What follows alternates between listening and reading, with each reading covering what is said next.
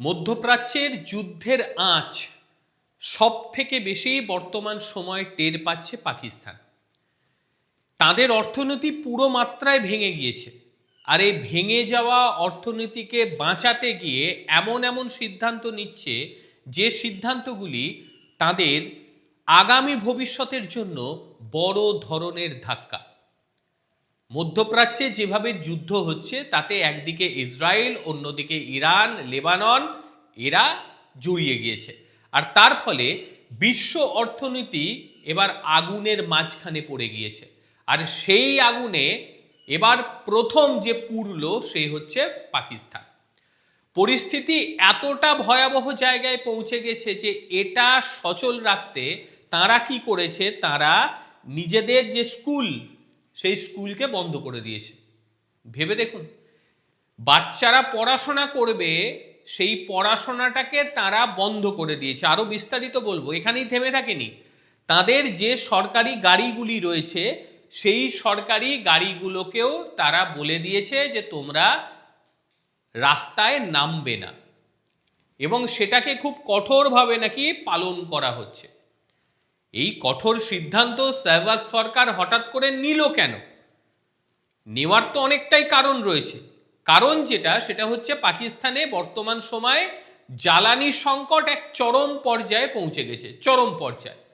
আর এই পরিস্থিতি থেকে তারা বাঁচতে গিয়ে প্রথম কোপ যে পড়লো সেটা পড়লো স্কুলের ওপর, তারপরে যে কোপ পড়লো সেটা পড়লো তাদের সরকারি গাড়ির উপরে।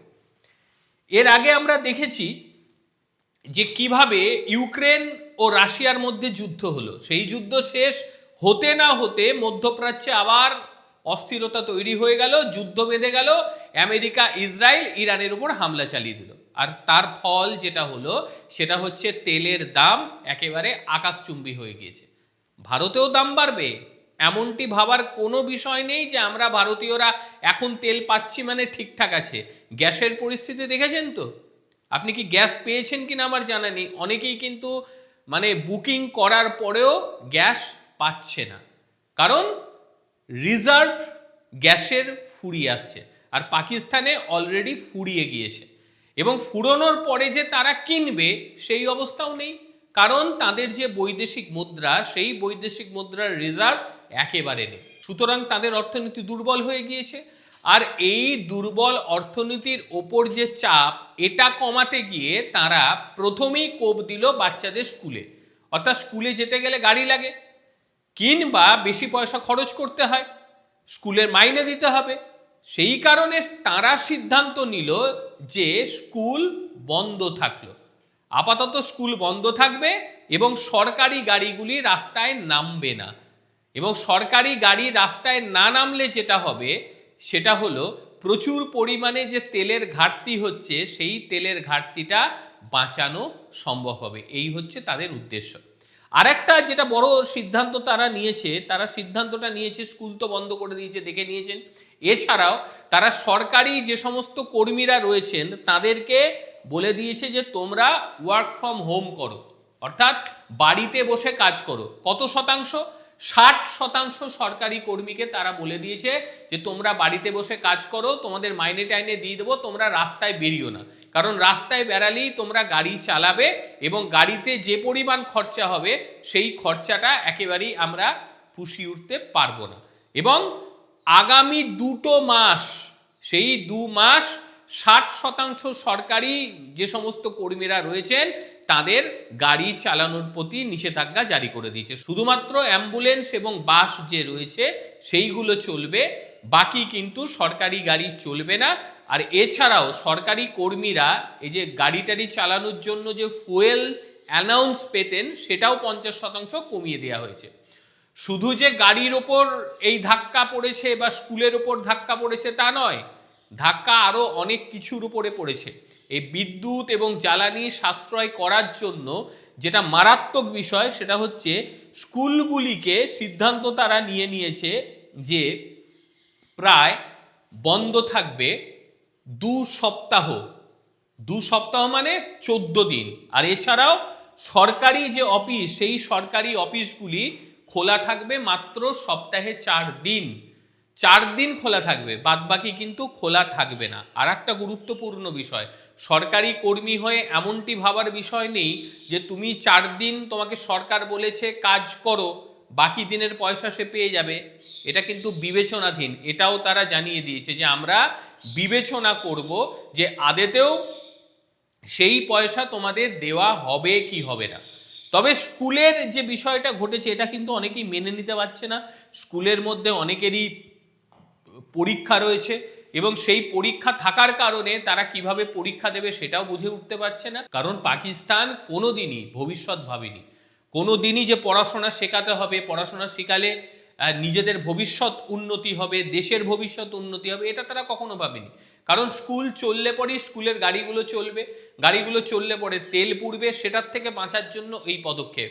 এবং একই সঙ্গে তাদের যারা সরকারি স্কুলের শিক্ষকরা রয়েছেন তাদেরকেও বলে দিয়েছে স্কুল যতদিন ছুটি থাকবে তোমাদের 50% মাইনে দেওয়া হবে।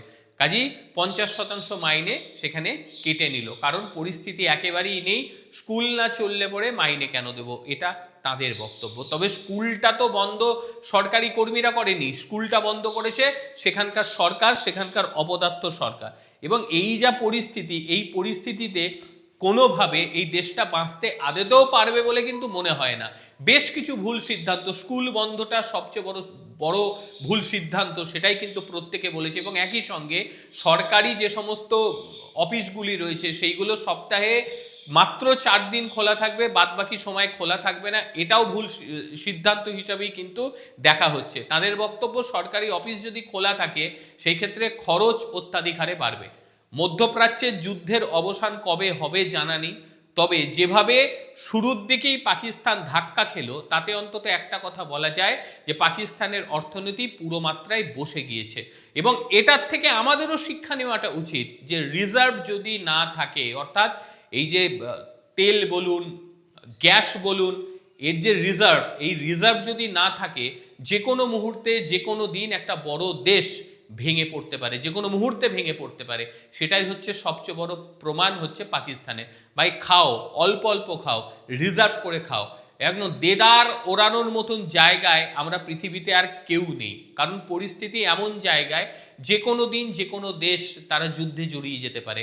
আর যুদ্ধে জড়িয়ে যদি পড়ে সেই ক্ষেত্রে অর্থ প্রয়োজন, দেশের সম্পদের প্রয়োজন এবং দেশের রিজার্ভের প্রয়োজন। দেশের রিজার্ভ যদি না থাকে ছোটখাটো দেশগুলো পুরো মাত্রায় শেষ হয়ে যাবে। আপনাদের ঠিক কি মনে হয়, পাকিস্তান এই যে অচল অবস্থা এর থেকে উঠতে পারবে? যুদ্ধ যদি আর কয়েকটা দিন একটু বাড়ে সেই ক্ষেত্রে পাকিস্তান ঠিক কোথায় যাবে?